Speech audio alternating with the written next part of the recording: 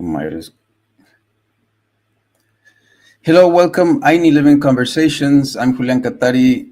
This is Blue Hair and Woman with you. We are remembering the path back to the future, back to that humanity that we want to live in, to that life we want to have, to that Munai Be Suyu, to free. that kingdom of love, the kingdom Yeah. of freedom, the kingdom of plenitude. It's very Yeah. much possible to get there, and it requires you to join. And we talk about different subjects and things and bring you very powerful pieces of information each week so that you can empower yourself. You can learn about all kinds of things that will take you on the path of freedom. This week we have Light for Healing Ourselves. This is the 195th session of I Need Living Conversations. And it's surely about how light, well, we feed on light, we are light, we're made of light, and we can heal with light. Is that what this is about? Pretty much how important sunlight is. Okay. So let's take it on. Take your notebook, write this down, or just put attention and open yourself to this profound information from the Owl Labs. The Owl, well, this is not the Council House. This is now the training program. What's the name of the training Freedom program? Warrior Training Program Freedom Warrior Training Program. that takes place in the Owl Council House. This is part of the curriculum of this training program. So this is an introduction. If you want the full thing, if you want to read the book, if you want to study this in depth, you can join INeedOutLiving.com. But meanwhile, you can check this out, check this information out, hear about it. So before we start, I just want to say we're in this, everybody knows about the Lionsgate portal because Tropical Western Astrology has said it's all about August 8th, the 8/8 makes it the Lionsgate portal. The 8/8 has absolutely nothing to do with the Lionsgate portal. Don't let yourself be tricked like that.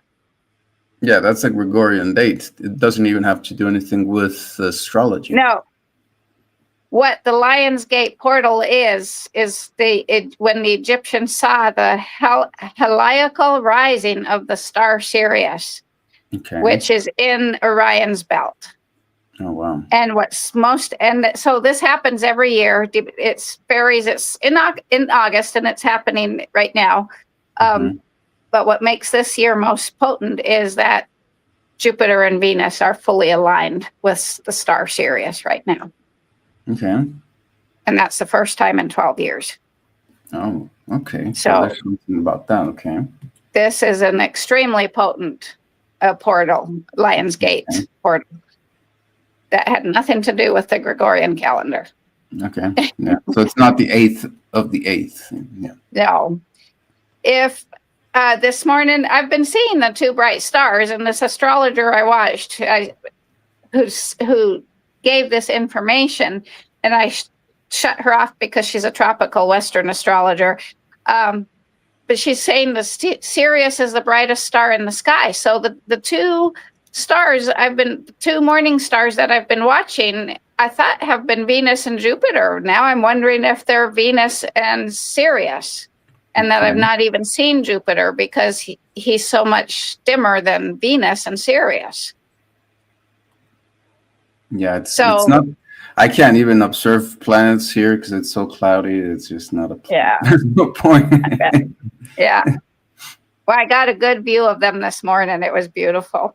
Wow. If it was Venus and Jupiter, it was amazing. If it was Venus and Sirius with Jupiter somewhere in there too, it was amazing. So it's really cool. So let's move on. That's what's going on. Oh, and like I've told you personally, Saturn and Neptune just conjuncted again for the second time. And Grandmother Moon, they're still in the nakshatra of the Serpent of the Deep, and Grandmother Moon just orbited through that nakshatra yesterday. And I told you, Serpent of the Deep was going to blow, and it did, from 10 miles below in the ocean off of the coast of Indonesia. Was that Pachamama the Blue. earthquake? No. Yeah, it was an earthquake or a volcano, underwater volcano, something blew Okay. yesterday. There off was the also coast of- the history's strongest earthquake not too Right, long that- ago in Ka- Kamchatka. Kamchatka, yeah, that happened a little bit ago. I mean, it's all part of the Saturn-Neptune conjunction, but it was just the coincidence of Grandmother Moon orbiting through that same nakshatra they're in. And Okay. we, on our spaceship Earth, are going to be orbiting through that same nakshatra with them around the fall equinox. So we can expect Pachamama to blow in a big way. Okay. And scientists are already saying Mount St. Helens is going to blow. So when is she going to blow over the fall equinox? That will be interesting. Okay. Be interesting to see what shakes out Mhm. with this. Yep. So anyway, let's move on to light and healing for healing ourselves. So Mhm. sunlight, our major source and provider of light, warmth, and energy, not only sustains all of life on Earth, it sustains Mother Earth herself. Grandfather Sun provides the trees and plants with energy for photosynthesis, which in turn sustains the lives of all animals and humans. And he is also the source of much of our knowledge, since most of our learning occurs by way of our eyes. Sunlight is composed of a variety of energies that are transmitted to Earth in the form of electromagnetic waves.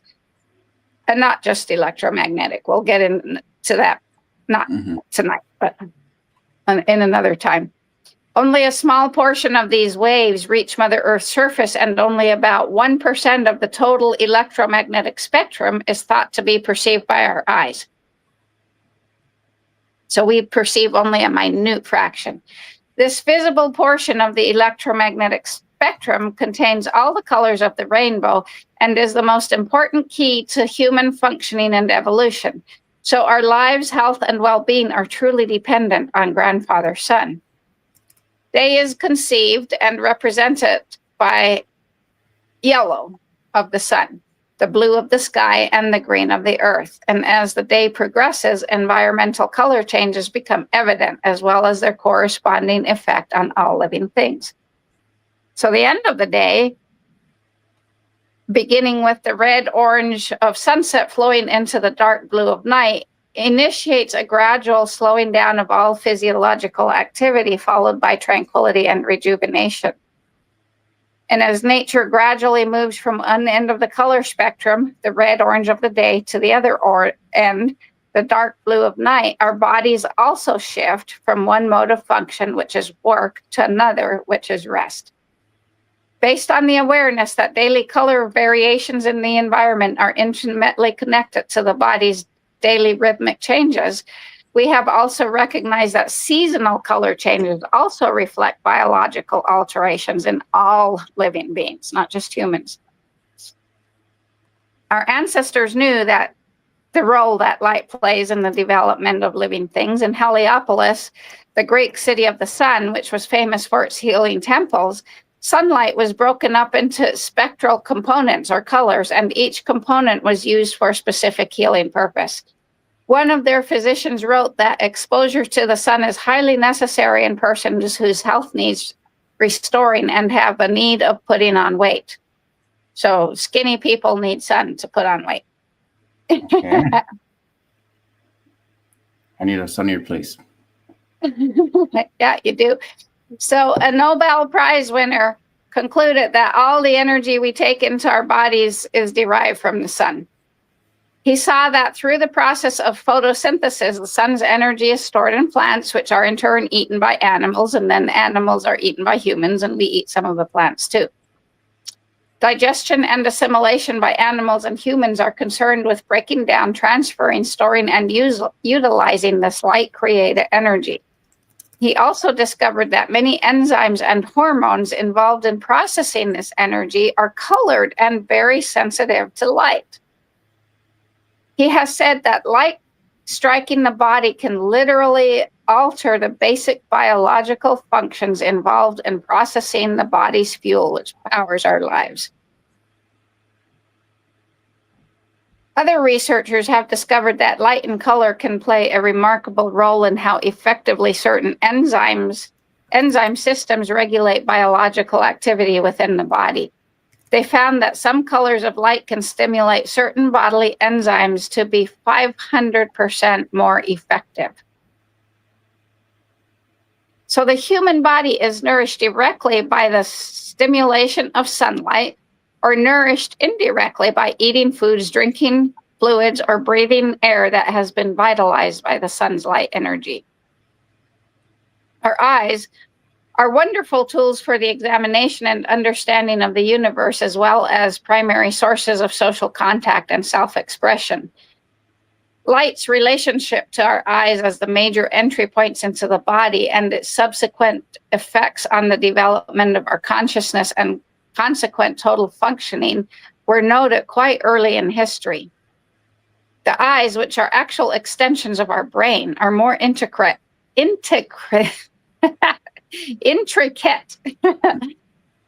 complex than any humanly conceived system to date.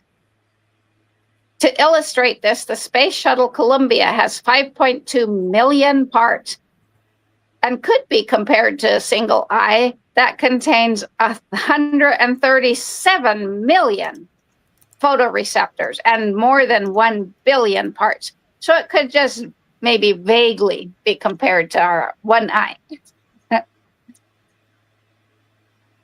Although the eyes and brains represent only 2% of body weight, they require as much as 25% of our nutritional intake. The eyes alone use 1/3 as much oxygen as the heart, and they need 10 to 20 times as much vitamin C as the joints involved in the movement of our extremities, and also require more zinc than any other organ system in our body. Housing 70% of the body's sense receptors, the eyes are the entry point for approximately 90% of all the information we learn in a lifetime. Of the 3 billion messages relayed to the brain every second, 2 billion are sent from the eyes. So let's talk about how our eyes use their basic nutritional food, which is light. We've mentioned photoreceptors, and those transform light into electrical impulses that are then sent to the brain at approximately 234 miles per hour. Faster than you can drive any car. Some of these impulses travel to the visual cortex for the construction of images, while others travel to the brain's hypothalamus and affect our vital functions. Although vision is our most dynamic process, most of us think of only a single function of our eyes, eyesight. And eyesight is, in reality, only a small aspect of the dynamic process known as vision. We are much less aware that our eyes, as the major access routes by which light enters our body, can be mirrors of our general and emotional health, as well as accurate indicators of our styles of thinking and learning. The connection between the eyes and the core of brain functions is the link that bonds us with nature. The neurological connection was hypothesized in the late 1800s. However, it wasn't until the early 1970s that science was able to prove definitively that light entering the eyes was not just for the purpose of vision, but was also being sent to one of the most important parts of the brain, the hypothalamus. So that's when they discovered that light serves visual and non-visual functions. So when we speak about health, balance, and physiological regulation, we are referring to the functions of the body's major health keepers, the nervous system and the endocrine system. These major control centers of the body are directly stimulated and regulated by light to an extent far beyond what modern science has until recently been willing to accept. So the systems that keep our body in balance, number one is the central nervous system, which regulates rapidly changing activities such as skeletal movements, smooth muscle contractions, and many glandular secretions, which would be endocrine. The portion of the central nervous system that controls and regulates internal functions of the body is called the autonomic nervous system, or the ANS, and it stimulates all of the smooth muscle tissues, the heart, and the glands. It regulates the inner workings of the body in ways that intend to maintain or quickly restore balance.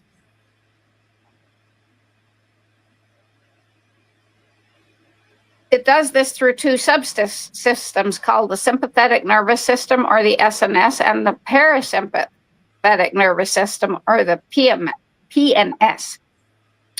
The sympathetic, or SNS, supports your body during times of action and movement, while the PNS, or parasympathetic, aids in rebuilding and rejuvenation. So we could say that the parasympathetic system acts as the engine and the sympathetic system functions as the accelerator and the brakes.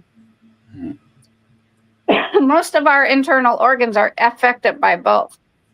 Some are continually receiving stimulation from both, with the dominant of the two opposing influences determining the net effect. Their BOSH, the autonomic nervous system, constantly regulates the body state of balance and is merely carrying out the orders of that very important part of the brain called the hypothalamus.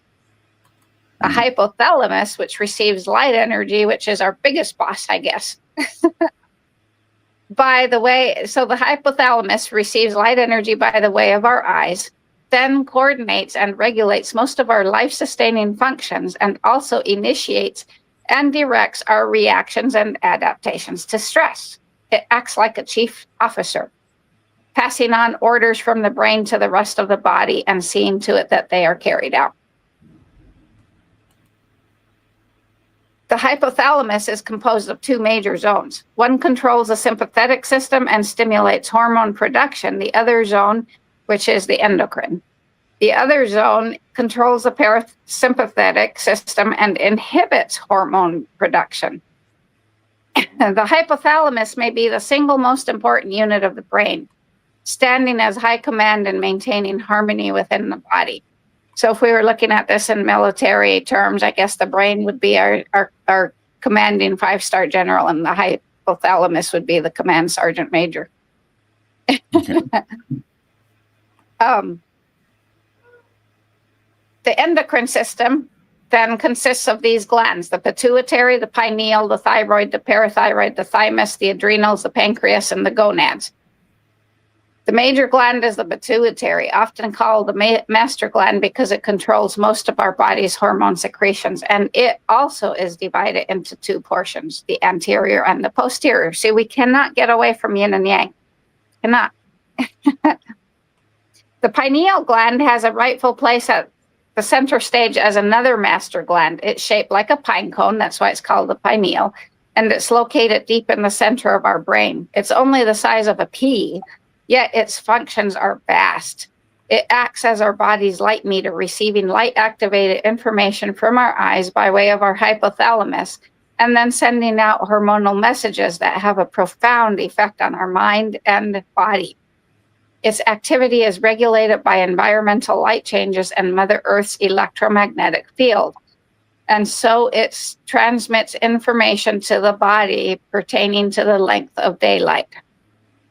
Since the length of daylight is a function of the season, this transmitted information from the pineal tells every part of our body whether it is light or dark, and whether the days are getting longer or shorter, and what season of the year it is.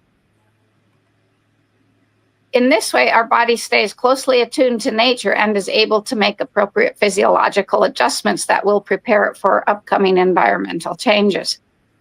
An example of such an adjustment is the thickening of an animal's coat prior to winter.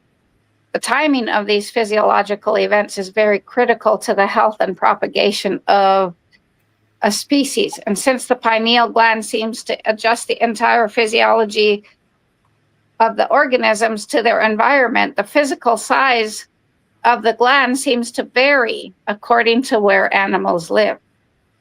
So the pineal gland is relatively small in animals living at or near the equator, while its size increases proportionately the further north or south of the equator that they live.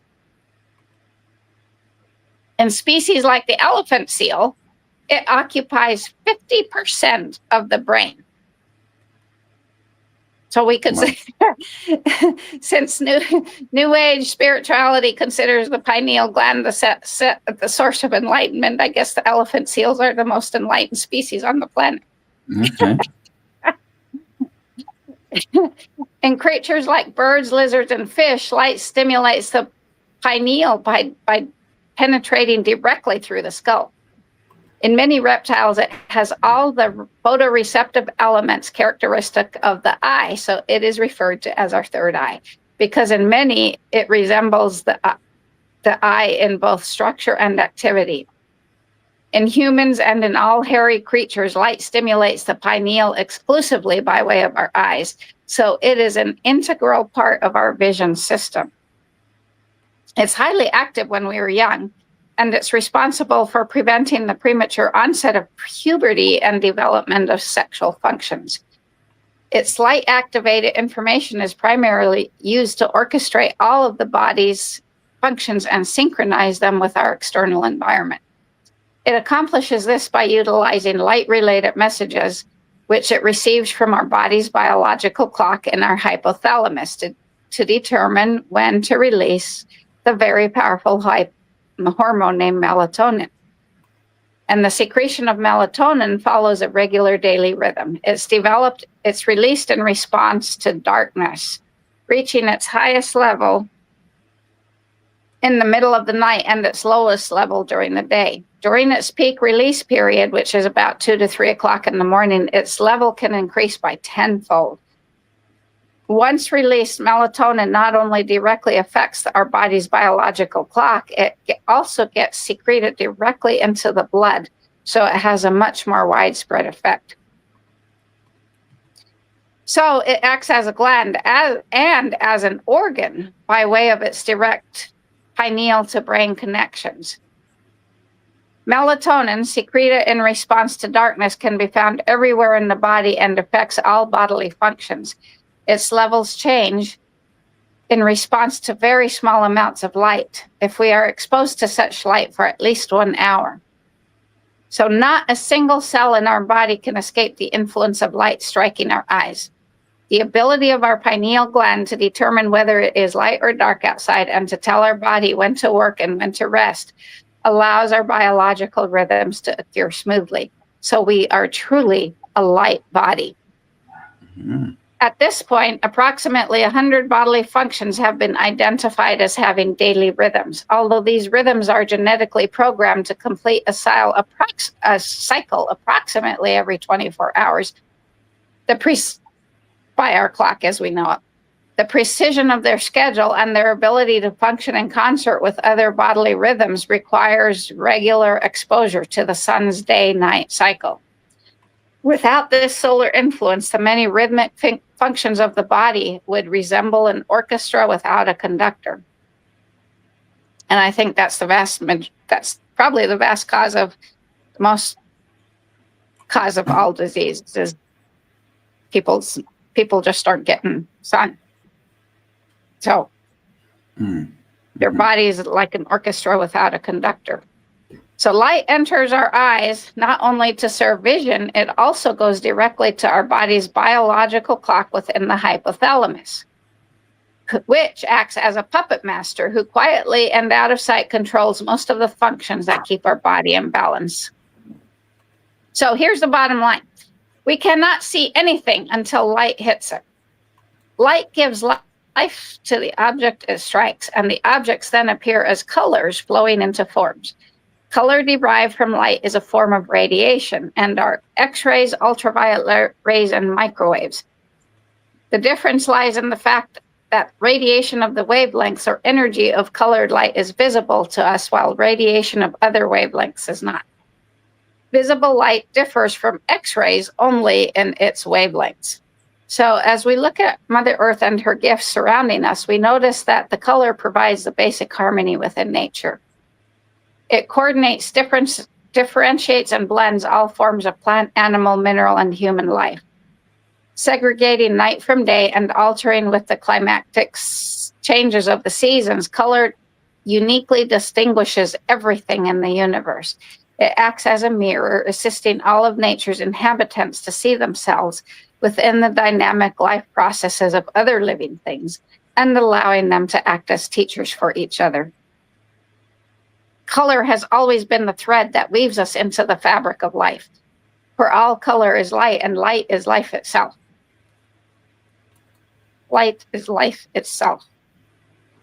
All living things are vitalized by the bright reds, oranges, and yellows of the daytime and calmed and rejuvenated by the blues, indigos, and violets of the nighttime. A Russian scientist in 1942 discovered that red stimulated the sympathetic nervous system and blue stimulates the parasympathetic. A study done in Texas found that the viewing of red light increased the strength in 13.5% of viewers and elicited 5.8% more electrical activity in the arm muscles of viewers compared with other light conditions. So red light makes you stronger and gives you more electrical activity in your arm muscles. So, briefly looking at red light may assist athletic performances requiring quick bursts of energy. It is also found that viewing blue light may assist in performances requiring a more steady level of energy output. The portions of the brain that directly control both the autonomic nervous system and the endocrine system are also connected to the eyes by the shortest, most direct, and most highly organized nerve pathways in the brain. And merely altering the color of light that enters your eyes can disturb or restore balance within the autonomic nervous system. A professor of zoology at the University of Wyoming has been doing groundbreaking research on the prevention of cancer and age damage to cells. Previous research has indicated that in order for a cell to become cancerous, it must sustain damage to its hereditary blueprint, its DNA. She noticed that the incidence of cancer increases with age, so she figured that is due to accumulated DNA damage. Using single-celled organisms, she was able to demonstrate that old cells actually do show an accumulation of DNA damage. Her next question was whether this DNA damage could be repaired or possibly prevented. She had exposed her single-celled organisms to UVC light to cause the DNA damage. She then exposed the damaged cells to UVA light, which is tanning beds, and found that the cells not only repaired themselves, they also reversed their aging. After a second exposure to UVA light, their lifespan was expanded by up to 50%. So we've been told for ages that tanning beds are dangerous because they would actually help keep us from getting cancer. Imagine that. Since the time of Hippocrates, it has been known that human beings, like animals, have specific daily and seasonal rhythms. Hippocrates thought this to be so important that he recommended that all individuals who wish to study medicine should first become fully aware of seasonal changes. And there's not a damn doctor that is aware of seasonal changes. By understanding seasonal variations, and yet they all take the Hippocratic Oath, he thought that students could better understand the physiological and emotional changes associated with them. Spring has always been a time to revive and summer a time to fulfill. Fall clearly describes maturity verging on decline, while winter is nature's way of clearing off the old and creating a foundation for a fresh start. So spring and summer define and create externalization, a time for growth, movement, and fruition, where fall and winter encourage internalization, a gradual slowing down, and a time for quiet introspection and rest. For millions of years, life on Earth evolved under the constant influence of natural sunlight. People have always felt and recognized their connection with light. And its effects were so profoundly obvious to ancient cultures that they revered the sun, blessing it daily for its gifts. Unfortunately, times have changed, and as we have discovered how to produce artificial light, we gradually lost our intuitive connection with natural sunlight. The sun, once considered a god, has recently been found guilty of numerous crimes and is now thought to be armed and dangerous.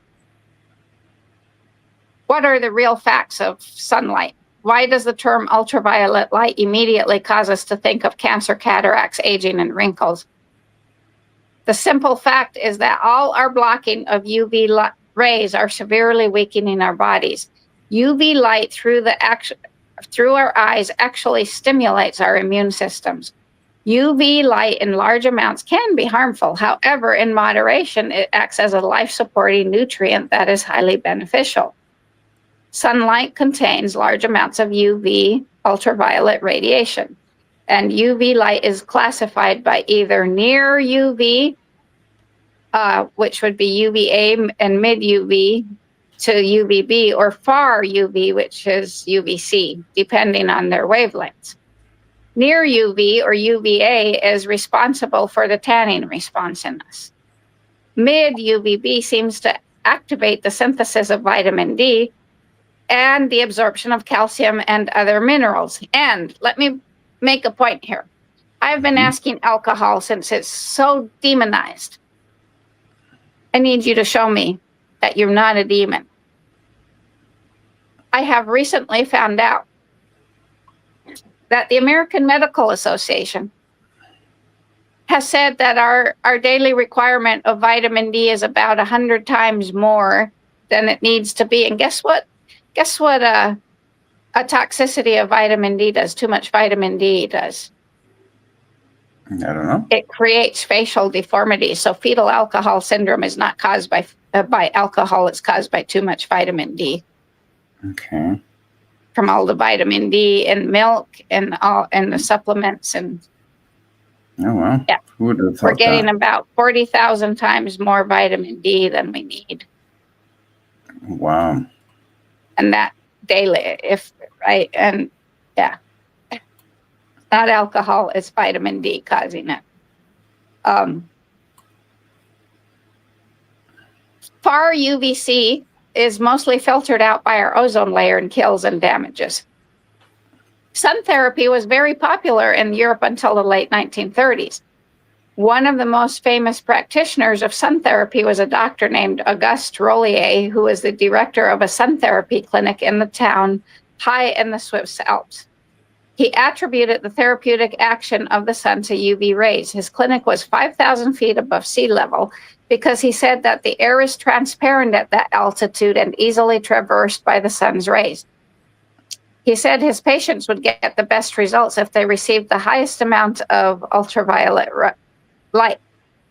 And he got such incredible results that he published a book on his method. During the same period of time, a professor at the University of Cincinnati was performing wonders with tuned UV rays. So by the mid-1930s, sunbathing and ultraviolet therapy had become known as the most effective treatment for many infectious diseases. However, in 1938, penicillin was discovered and science rushed into the new world of pharmaceuticals. Mm-hmm. So what's the benefits of UV light? It activates the synthesis of vitamin D, which is a prerequisite for the absorption of calcium and other minerals from the food we eat. It lowers blood pressure. In the 1930s, it was discovered that people exposed to one treatment of UV light noticed dramatic lowering of their blood pressure for 5 to 6 days. 3, it increases the efficiency of the heart, which becomes stronger and pumps more blood. It improves EKG readings and blood profiles of those with atherosclerosis. A study on 169 Russian patients with atherosclerosis in their cerebral arteries received treatments with UV light. A year later, they all had improvement in their circulation and were back at work feeling better. And no need for surgery. Imagine that. It reduces cholesterol. This probably occurs because the body requires UV to break down cholesterol. It assists in weight loss. Swiss sun therapists found that their clients had well-developed muscles and very little fat, even though they hadn't exercised for months. It's an effective treatment for psoriasis and an effective treatment for many other diseases. And it increases the level of sex hormones, specifically estrogen. And this finding indicates that estrogen is most efficient when a woman is exposed to UV light. It activates an important skin hormone called solatral, which works in conjunction with melatonin to control the body's responses to sunlight and darkness. So, fact-checking about skin cancer and sun. In 1982, studies were done in both England and Australia that showed that the incidence of malignant melanoma was considerably higher in office workers than in individuals who were regularly exposed to sunlight. One of the researchers found that the people who had the lowest risk of developing skin cancer were those whose main outdoor activity was sunbathing. That's not what we're told. Twice the risk of developing melanomas was found in office workers who had to work indoors all day under fluorescent lights. There are people all over the world who live at high altitudes or at the equator where levels of UV light are high, and they are all virtually free of all types of cancers. So, recommendations. Sunlight. Spend a portion of each day at least 1 hour outdoors, regardless of the weather. Even being in the shade or on the porch is fine. Avoid exposure between 10 a.m. and 2 p.m. I can't do that. Sunglasses, I'm out constantly. If you must wear sunglasses, consider wearing neutral gray ones. Glasses. If you must wear prescription sunglasses, ask your eye care specialist about UV transmitting lenses. And we need UV transmitting windows for our houses. Suntan lotion warning. 14 out of 17 of suntan lotions contain PABA, which is a carcinogen in the sun. So what causes melanoma? Is it the suntan lotion or is it the sun? Suntan lotion. Mm-hmm. PABA is used to block UV, but it actually stimulates the formation of cancer cells. A doctor has studied the sun states that the most biologically active part of the sunlight is UV, and that is absolutely critical for optimal health.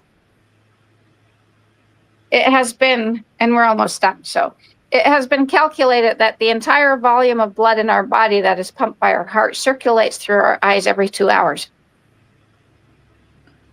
So how is our blood affected by the direct stimulation of light?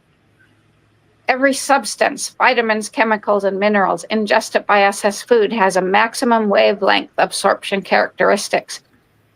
In other words, for any ingested substance to be fully used by our body, it needs to go through a series of chemical reactions that are catalyzed or ignited by a specific portion of the electromagnetic spectrum. Humans appear to have the same mechanism as plants for manufacturing food. We have been taught that only plants are photosynthetic, meaning that they are able to use the sun directly to produce carbohydrates. A researcher has found that we humans are also photosynthetic. Through our skin and eyes, we absorb light as directly as plants do. There are solar energy cells all over our skin and body that help to produce carbohydrates, proteins, and DNA itself. And these cells were discovered 30 years ago by Korean researchers. Light traveling through our eyes directly affects the nutrients in our blood, allowing them to be completely absorbed by our body as usable food. Without a balanced spectrum of light in our environment, we suffer from malillumination. Most foods are light and solid form, but the lower on the food chain we eat, the closer our food is to being directly manufactured from light, the closer we are to receiving the light's full force. Eating high on the food chain, which is meat, significantly reduces light's nutritional value, especially if the animals are kept in a building all the time. Junk food, fast food, frozen food, or heavily irradiated food like pasteurized milk eliminates light's nutritional value, so this food is functionally dead. So eating dead food starves your body, mind, and spirit, causing frequent illnesses, chronic disease, and death. The most light-filled food is blue-green algae. We first ingest the vibration of food visually. As we look at food, its color plays a major role in how we feel about it and how our body responds to it. So the color of food is its signature. We have been taught that disease is caused by the invasion of germs, viruses, and so on, by a bug that's going around. So we deal with the invasion by attacking the enemies. However, we neglect to comprehend that these so-called enemies are living within our bodies. And so when we kill them, we also harm ourselves. In reality, microorganisms don't cause diseases. We do. Microorganisms are just another part of the world population trying to live in harmony with us. Their contribution to the process we call disease is only by way of our innovation. We don't need to focus on killing microorganisms. We simply need to change our mental, emotional, and physical environments that cause them to make the chemicals that cause inflammation. So everything we experience in life, physiological functions, sound, vision, speaking, hearing, tasting, touching, feeling, consists of a varying frequencies of energies that are constantly evolving. Our body is like a living radar screen containing a multiplicity of different types of sensors that receive, record, and transmit energies.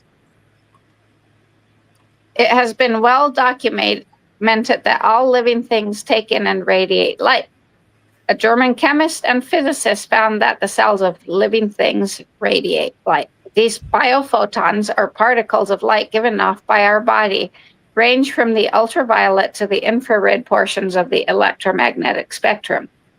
They seem to vary in intensity depending on the specific biochemical reaction taking place, and they are most intense during cell growth.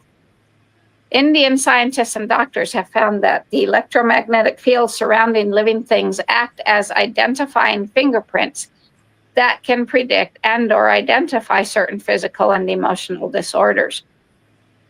So all energy, whether in the form of light, sound, aroma, food, or feelings, and so on, is in a state of flux. The only constant is change. Energy interacts with our body through ingestion, digestion, assimilation, and excretion. If energy is obstructed or comes to a halt, it can affect the healthy maintenance of our body with devastating results. And the same is true of our emotions in our everyday experiences. When we have an experience that triggers anger, sadness, or fear, our body starts to tighten up and contract. The digestion and assimilation of that experience is now impaired, and the emotion may become stuck and toxic. And this is followed by then physiologic function and disease. On a mental level, these parts of our brain and mind that record traumatic events may lock their doors to protect us from experiencing the pain and the memories. Sensory recall is triggered by specific eye movements, and fear will create a compensatory visual gaze pattern that restricts our eye movements and substitutes head scanning, moving our head instead of our eyes. Over time, this restriction of fluid eye movements in certain directions of gaze results in the condition known as astigmatism.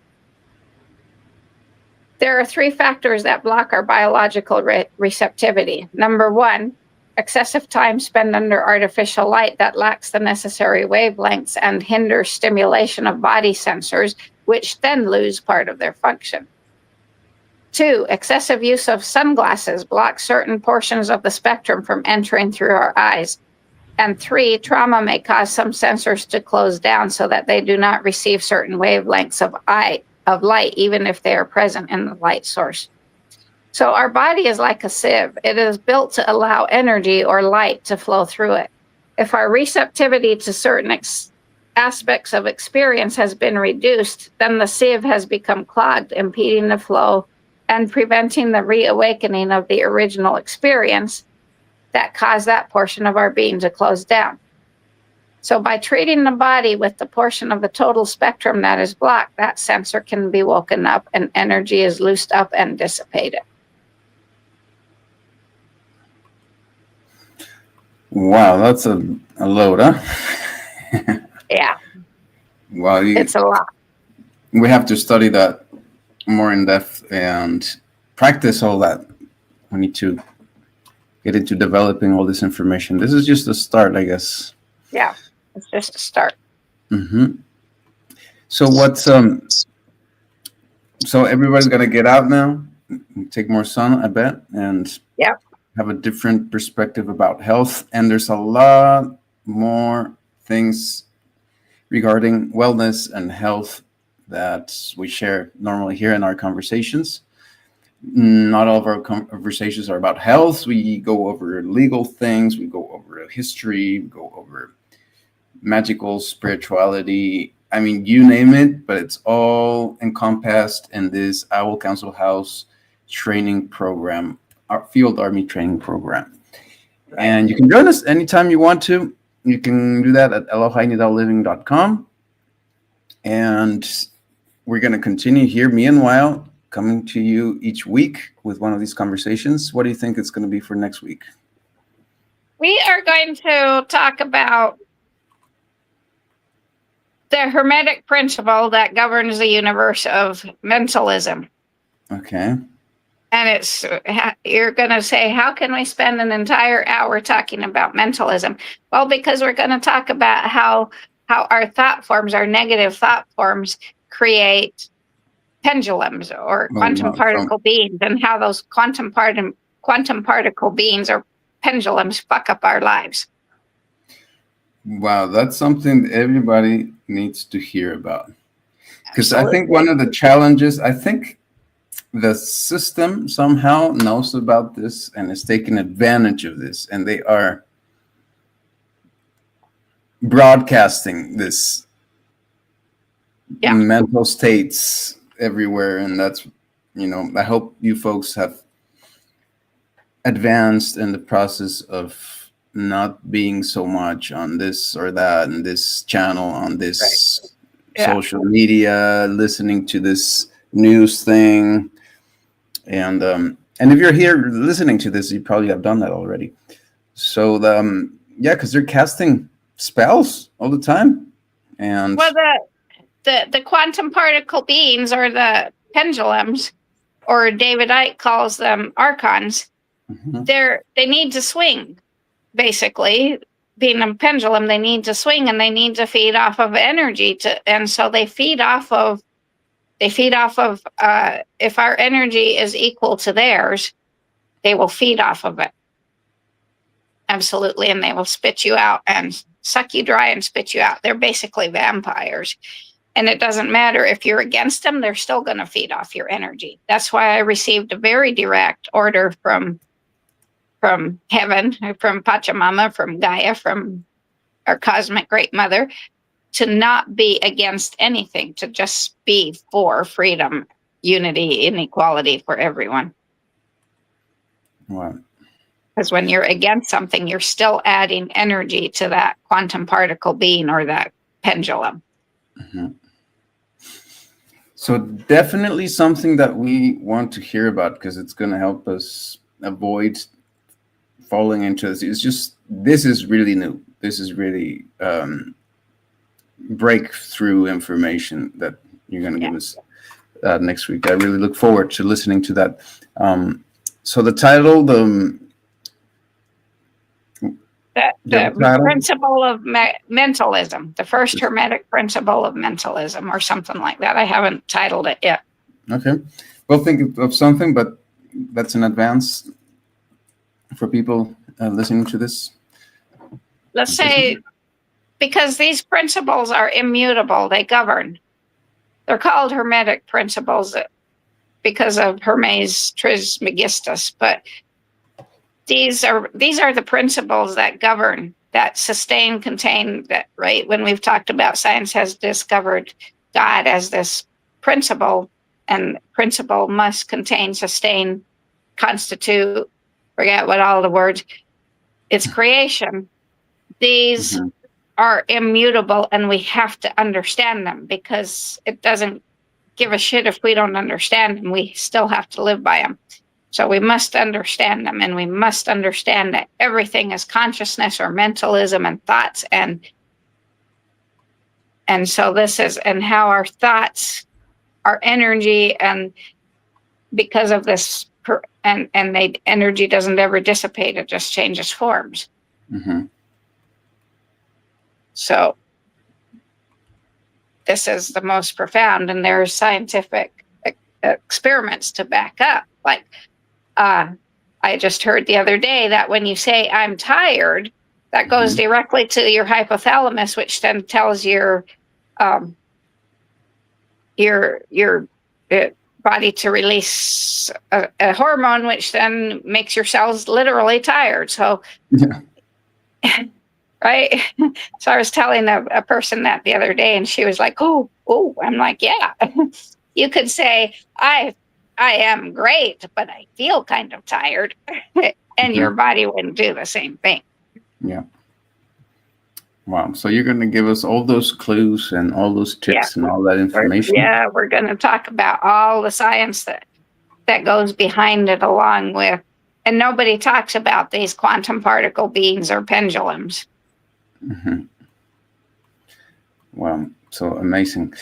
So that's going to be for next week. No changes in the time. And if anything else you want to say before we leave? No, we could say one of the biggest pendulums was COVID-19 that's still swinging. Oh, yeah. Yeah, that was like the big, to me, the idea of a virus is a mental program. It was a huge ass pendulum that extracted the life of a lot of people. Yeah. To keep its swing going. And open the door to create. Yeah, it totally opened the door. It created many other pendulums, but. Yeah. Okay. So I'm looking forward to hearing about that. So with that, wish everybody waterfalls of blessings, and please leave us some type of signs of life. You've been watching this, and thank you very much for being here. Goodbye, everyone.